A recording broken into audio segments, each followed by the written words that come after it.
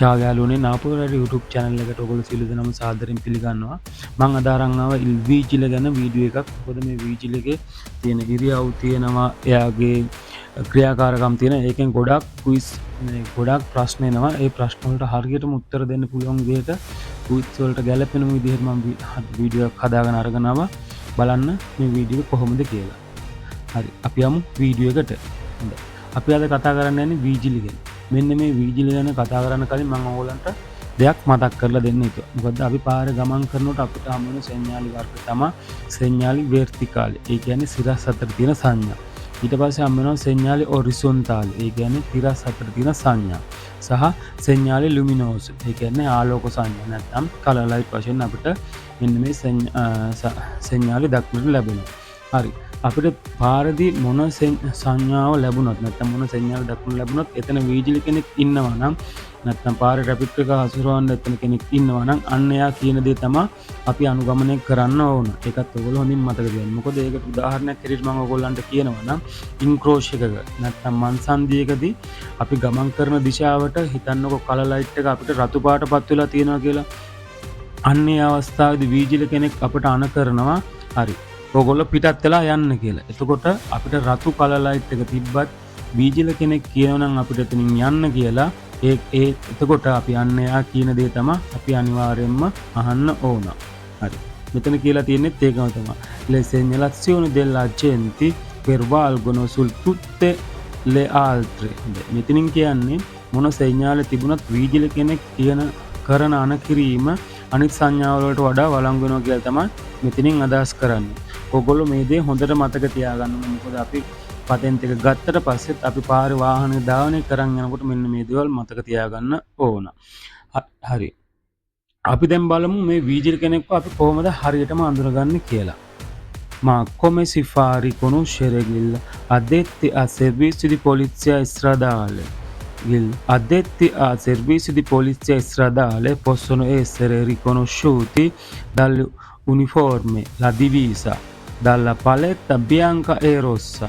හරි. මේකෙන් අදහස් වෙන්නේ අපිට පාරදී නැත්නම් මහා මාර්ගයේදී ට්‍රැෆික් සම්බන්ධයෙන් ඉන්න පොලිස් නිලධාරීන්ව හඳුනා ගන්න පුළුවන් වෙනවා කියනවා. එයාලටම ආවේනික වෙච්ච යුනිෆෝම් එක මගින්.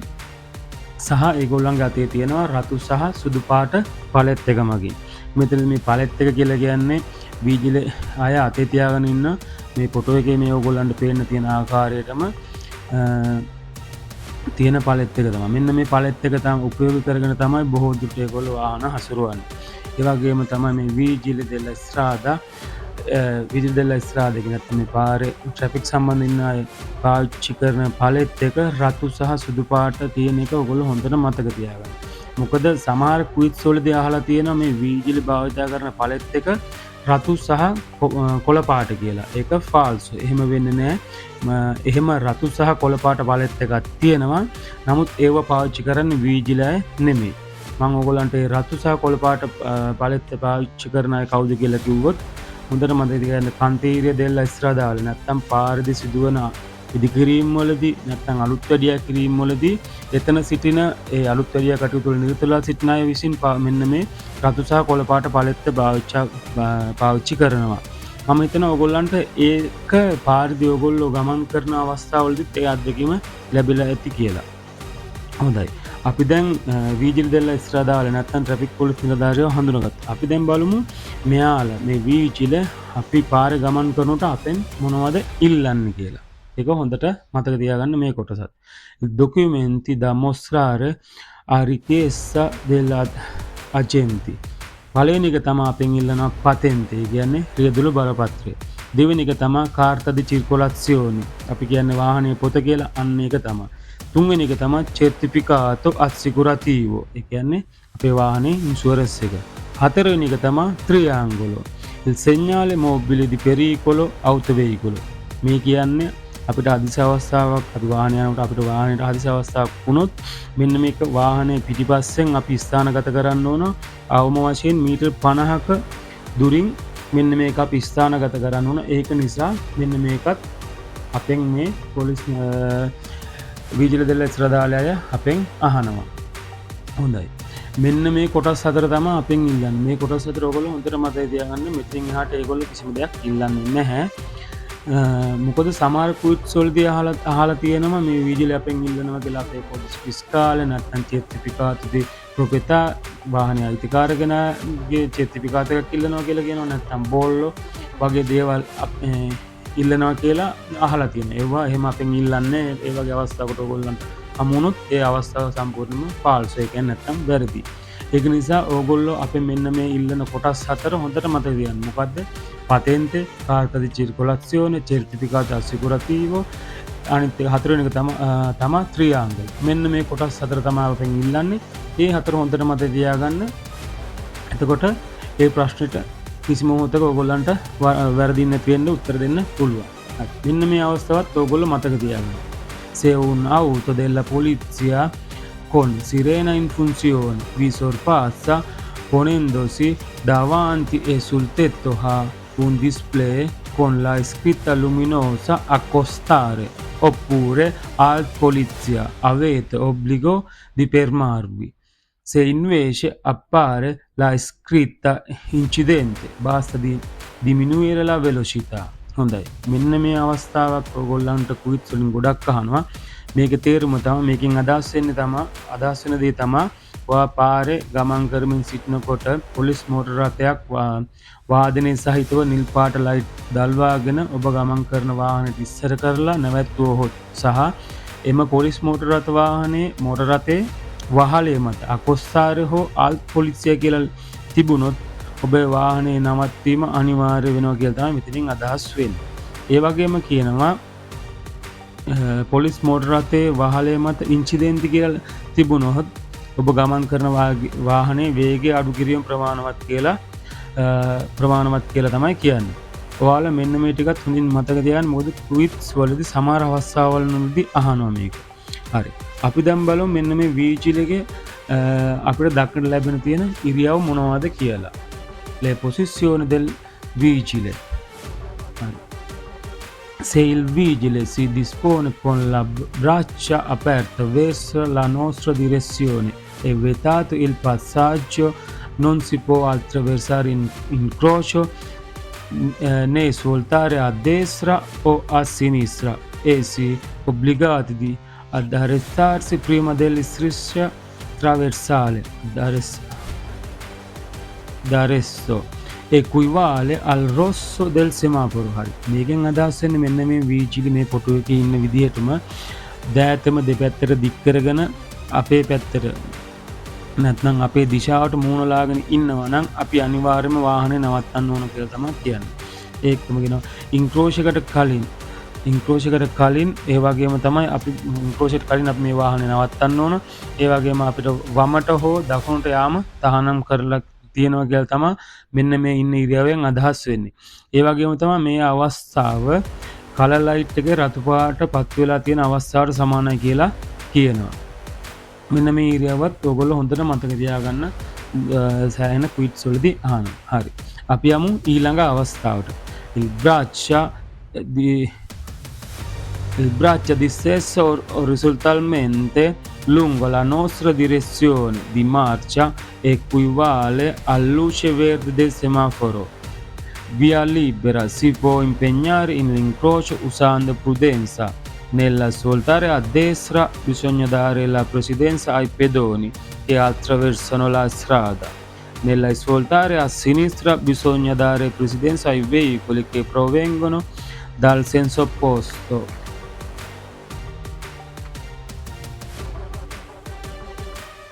හරි. මෙන්න මේ ඉන්න ඉරියව්ව ඔයගොල්ලන්ට මෙහෙම මතක තියාගන්නත් පුළුවන්. අපි කලින් කතා කරපු ඉරියව්වෙන් මෙයා අපිට හමු වෙනවා මෙයාගේ වම් අත පැත්තෙන් නැත්නම් දකුණු අත පැත්තෙන් කියලා හිතන්නකො. එතකොට අපිට කොළ පාට තමයි අපිට කලර් ලයිට් එක කොළ පාට තමයි අපිට හමු වෙන්නේ. මේ විදිහට කළොත් ඔයගොල්ලන්ට මතක තියාගන්න ලේසියි කියලා මම හිතනවා ඔයගොල්ලන්ට එහෙම වුණොත් මතක තියාගන්න ලේසියි කියලා. හරි. අපි බලමු මේ කියන දේ තේරුම මොකක්ද කියලා. මෙතනින් කියනවා මෙයා නැත්නම් මෙන්න මේ වීජිල තිරස් අතර අත් දෙක දික් කරගෙන ඉන්නවා කියනවා. ඒ කියන්නේ මෙයාගේ වම් අත පැත්තෙන් තමයි අපිට මෙයාව හමු වෙන්නේ කියලා හිතන්න. වම් අත පැත්තෙන් හෝ දකුණු පැත්තෙන් අපිට හමු වෙනවා නම් අපිට අපිට මේ ඉන්න ඉරියව්ව වළංගු වෙනවා කියනවා කලර් ලයිට් එකේදී කොළ පාටට. ඒකේ හින්දා ඉන්ක්‍රෝච් එකේදී අපිට ඇතුල් වෙන්න පුළුවන් කියන උසාන්දෝ ප්‍රුඩෙන්ස්. ඒ කියන්නේ ප්‍රවේශ වෙන්න අපිට ඉන්ක්‍රෝච් එකට ඇතුල් වෙන්න පුළුවන් කියලා තමයි කියන්නේ. ඒ වගේම කියනවා අපි දකුණට හරවනවා නම් පදිකයන්ට ප්‍රමුඛතාවය දීලා දකුණට හරවන්න පුළුවන් කියලා කියනවා. සහ අපි වමට හරවනවා නම් ඉස්වලතාරය අසිරිස්රා ප්‍රමුඛතාවය දෙන්න ඕන කියලා කියනවා අපිට විරුද්ධ දිශාවෙන් එන වාහන වලට. හරි. මෙන්න මේ ඉරියවෙන් ඉන්න අවස්ථාවක් ඕගොල්ලන්ට කුයිස් වලට ආවොත් මතක තියාගන්න. මෙයාගේ වම් අත පැත්තෙන් සහ දකුණු අත පැත්තෙන් එන අයට කොළ පාට ඒ කියන්නේ වාහන වලට ඉන්ක්‍රෝච් එකේදී ඕනම දිශාවකට යන්න පුළුවන්. වමට හෝ දකුණට අපිට යන්න පුළුවන් කියන එක හොඳට මතක තියාගන්න. එතකොට මෙන්න මේ ඉන්ක්‍රෝච් එකේදී කාටද ඇතුල් වෙන්න බැරි. මෙන්න මෙයාගේ මේ මූණ පැත්තෙන් සහ පිටුපසින් එන අයට ඇතුල් වෙන්න බෑ. යාලට රතු ලයිට් එක. අපි කලින්ම කතා කරපු වීජල ඉන්න ඉරියව්ව ඔයගොල්ලන්ට මතක් කරන් බලන්න ගාපස්සට කියලා අන්නේ ඒ විදිහට ඉන්න කට්ටියට තමයි ඇතුළට යන්න බැරි. කියන්නේ මේ වීජලගේ මූණ පැත්තෙන් එන කට්ටියට සහ මේ වීජලගේ පිටිපස්සෙන් එන වාහන වලට රතු ලයිට් එක තියෙන ඒගොල්ලන්ට යන්න බෑ. හොඳට මතක තියාගන්න මෙයාගේ මෙන්න මේ වීජලගේ වම් අත පැත්තෙන් සහ දකුණු අත පැත්තෙන් එන කට්ටියට ඉන්ක්‍රෝච් එකට ඇතුල් වෙන්න පුළුවන්. අර පෙදෝනිලට සහ අනිත් පැත්තෙන් එන වාහන වලට ප්‍රමුඛතාවය දීලා එයාලට ඕන දිශාවකට යන්න පුළුවන්. හරි අපි බලමු තවත් ඉන්න ඉරියව්වක් සෙවිජිල ha un braccio alzato verticalmente. ඒ කියන්නේ මෙතනින් අහනවා රතවාහන පොලිස් නිලධාරියා එක් අතක් උස්සගෙන සිටින ඉරියව්ව. bisogna arrestarsi prima dell'incrocio. හරි. ඒ කියන්නේ අපි මෙන්න මේ ඉන්ක්‍රෝච් එකට ඇතුල් වෙන්න පෙර ආතුව වාහනේ නවත්තන්න ඕනයි කියලා තමයි කියන්නේ. ඊට පස්සේ කියනවා bisogna liberare velocemente in incrocio se già sta impegnato. මෙතනින් අදහස් වෙන්නේ අපි ඉන්ක්‍රෝච් එකට ඇතුල් වෙලා නම් ඉන්ක්‍රෝච් එක තුල නම් සිටින්නේ අපි ඉක්මනින්ම ඉන්ක්‍රෝච් එකෙන් ඉවත් වෙන්න ඕන කියලා තමයි මෙතනින් අදහස් වෙන්නේ. ඊට පස්සේ කියනවා equivale a luce gialla fissa del semaforo. හරි. මෙතනින් අදහස් වෙන මෙම අවස්ථාව සමාන වෙනවා කියනවා නැත්නම් වළංගු වෙනවා කියනවා කලර් ලයිට් එක කහ පාට ලයිට් එක ස්ථාරව දැල් වෙලා තියෙන නැත්නම් පත් වෙලා තියෙන අවස්ථාවට. ඊට පස්සේ කියනවා questa indicazione del vigile vale per tutti i veicoli per quelli che devono svoltare come per quelli che devono proseguire diritto. හොඳයි. මේකෙන් අදහස් වෙන්නේ මෙන්න මේ වීජිලක මෙන්න මේ ඉන්න ඉරියව්ව වළංගු වෙනවා කියනවා ඉන්ක්‍රෝච් එකේදී සියලුම වාහන වලට මොනවටද ඒ හරවන්න සිටින වාහන වලට නැත්නම් වමට හෝ ඒ කියන්නේ වමට හරි දකුණට හරි හරවන්න සිටින වාහන වලට සහ කෙලින්ම ගමන් කරන සිටින වාහන වලට මෙන්න මේ ඉරියව්ව වළංගු වෙනවා කියලා තමයි එතනින් අදහස් වෙන්නේ. ඔයගොල්ලෝ මේක මතක තියාගන්න තවත් ලේසි ක්‍රමයක් කියනවනම් අපි ෆුට්බෝල් මැච් බලනකොට අපිට කහ කාඩ් එක දෙන්නේ. අන්න ඒ වගේ අවස්ථාවක් කියලා මතක තියාගන්න. එතකොට ඔයගොල්ලන්ටත් මේක මතක තියාගන්න තවත් ලේසි. හරි. අපි බලමු ඊළඟ එක. ඊළඟ ඉන්න ඉරියව්ව. Con le braccia ad angolo retto. Il vigile dispone con la braccia ad angolo retto come nel foto in alto. හරි. මේකෙන් අදහස් වෙන වීජිල මෙන්න මේ ෆොටෝ එකේ ඉන්න ආකාරයට මෙන්න මේ ඉන්න ඉරියව්වෙන් අදහස් වෙන්නේ මොනවද කියලා අපි බලමු. Consente ai veicoli che arrivano dalla sua sinistra di proseguire diritto, di svoltare a sinistra o a destra. හරි. මෙතනින් කියනවා මේ වීජිලගේ නැත්තම් එයාගේ වම් අත පැත්තෙන් එන වාහන වලට කෙලින්ම යනවා නම් කෙලින්ම යන්නද වමට හරවනවා වමට හරවන්නද දකුණට හරවනවා නම් දකුණටද යන්න පුළුවන් කියන එක තමයි මෙතනින් අදහස් වෙන්නේ. අපි ඔයගොල්ලන්ට කෙටියෙන්ම කියනවා නම් මෙන්න මේ වීජිලක වම් අත පැත්තෙන් එන වම් අත දිශාවෙන් එන වාහන වලට Tamanට ඕනෑම දිශාවකට යන්න පුළුවන් කියන එක තමයි මෙතනින් අදහස් වෙන්නේ. තවත් විදිහකට කියනවා නම් මේ වීජිලක වම් අත දිශාවෙන් එන වාහන වලට කොළ පාට කලර් ලයිට් එක හා සමානයි කියලා කියන්නත් පුළුවන්. හරි. ඊට පස්සේ බලමු il vigile così disposto ferma invece il veicolo che arrivano dalla sua destra, da dietro e di fronte. හරි. මෙතනින් කියන්නේ මෙන්න මේ වීජිල මෙන්න මේ ඉරියව්වෙන් ඉන්නකොට එයාගේ දකුණු අත පැත්තෙන් සහ එයාගේ පිටුපසින් සහ එයාගේ ඉදිරියෙන් වාහන වලට නැවැත්වීම අනිවාර්යෙන් කළ යුතුයි. නැත්තම් මෙන්න මේ වීජිලක දකුණු අත සහ පිටුපසින් හා ඉදිරියෙන් පැමිණෙන වාහන වලට රතු පාට කලර් ලයිට් එක පත් වෙලා තියෙනවා කියලා කිව්වත් හරි. ඒක නිසා ඔයගොල්ලෝ මෙතනදී හොඳට මතක තියාගන්න පුළුවන් මේ අවස්ථාවේදී මේ වීජලි මෙන්න මේ ඉරියව්වෙන් ඉන්නකොට මේකට යන්න පුළුවන් වෙන්නේ. ඒ කියන්නේ ඉන්ක්‍රෝච් එකට ඇතුල් වෙන්න පුළුවන් වෙන්නේ. හොඳට මතක තියාගන්න මෙන්න මේ වීජලි වම් අත පැත්තෙන් එන වාහන වලට විතරයි ඕන දිශාවකට යන්න පුළුවන් වෙන්නේ කියන එක මතක තියාගන්න. හරි. අපි දැන් බලමු ඊට පස්සේ මෙන්න මේ වීජලිගේ විසිල් එක භාවිතාව කොහොමද කියලා. Uso del fischietto. Il suono prolungato fischietto impone di fermarsi lasciando libero il passaggio ai veicoli di soccorso in servizio di emergenza. හරි. මෙතනින් අදහස් වෙන්නේ මෙන්න මේ වීජලිගේ දීර්ඝව නැත්නම් දිග වේලාවක් කරන විසිල් ශබ්දයෙන් අපිට අදහස් වෙන්නේ වාහනය නතර කිරීමට සිදු වෙනවා. මොකද මෙන්න මෙහෙම විසිල් එකක් ගහලා අපිට නතර කරන්න කියලා කියන්නේ හදිසි සේවාවන් සඳහා ගමන් කරන වාහන වලට පහසුවෙන් ගමන් කිරීමට ඉඩ සැලැස්වීමට තමයි මෙන්න මේ වීජලික මේ විසිල් එක පාවිච්චි කරන්නේ. හරි. ඊට පස්සේ කියනවා per cui tutti i veicoli si devono arrestare in condizioni di sicurezza. මෙතනින් කියන්නේ සියලුම වාහන ආරක්ෂිත තත්ත්වයන් යටතේ නවත්තන්න ඕන කියලා තමයි කියන්නේ. හරි. ඊට පස්සේ කියනවා chi ha già impegnato in incrocio deve rapidamente liberarlo ed eventualmente arrestarsi subito dopo. හරි. මෙතනින් අදහස් වෙන්නේ මේ අවස්ථාවේදී කවුරු හරි ඉන්ක්‍රෝච් එක තුල ඉන්නවා නම්, කියන්නේ නැත්තම් දැනටමත් මංසන්දිය ඇතුලේ ඉන්නවා නම්, එයා ඉක්මනින්ම ඉන්ක්‍රෝච් එකෙන් පිටතට ගිහිල්ලා අර හදිසි වාහන වලට ගමන් කරන්න ඉඩ තියලා අපි අනිවාර්යෙන් නවත්තන්න ඕන කියලා තමයි මෙතනින් කියන්නේ. හරි. ඊට පස්සේ කියන il traffico verrà fatto ripartire di norma con un doppio fischio ravvicinato. හරි. මෙතනින් කියලා කියන්නේ මෙන්න මේ වීජලික එක ළඟ විසිල් එක දෙපාරක් පිඹපුවාම අර නවත්තලා තිබ්බ වාහන වලට සාමාන්‍ය තත්ත්වයටපත් වෙන. කියන්නේ අර අපි වීජලික විසිල් එක දිගටම ගහලා ගහුවට පස්සේ අපි වාහන නැවැත්තුවා.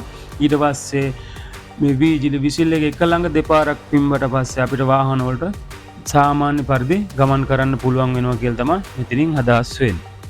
හරි යාළුවනේ, මම හිතනවා මම මේ වීජලික ගැන කරපු වීඩියෝ එක ඔයගොල්ලන්ට පැහැදිලි වෙන්නේ නැති කියලා. මේ වීඩියෝ එක හොඳයි නම් පතෙන්දම ගන්න බලාපොරොත්තු වෙන අපේ ලංකාවේ තවත් යාළුවෝ සමග මේ වීඩියෝ එක ෂෙයා කරගන්න. ඒ වගේම අපේ channel එක subscribe කරලා නැත්නම් මේ නාපුල් රයිඩර් කියන YouTube channel එක subscribe කරලා නැත්නම් subscribe කරලා තවත් යාළුවෝ අතර ෂෙයා කරගන්න කියලා මම ඔයගොල්ලන්ට මතක් කරනවා. ඒ වගේම මම ඔයගොල්ලන්ට සුබ පතනවා මේ පතෙන් දිතල සිහිනය ඔයගොල්ලන්ට ඉක්මනින්ම සැබෑ කරගන්න පුළුවන් වෙන්න කියලා මම ප්‍රාර්ථනා කරනවා. හරි. අපි ඊළඟ වීඩියෝ එකකින් හම්බෙමු. එතකන් ගිහිල්ලා එන්න. චාව්.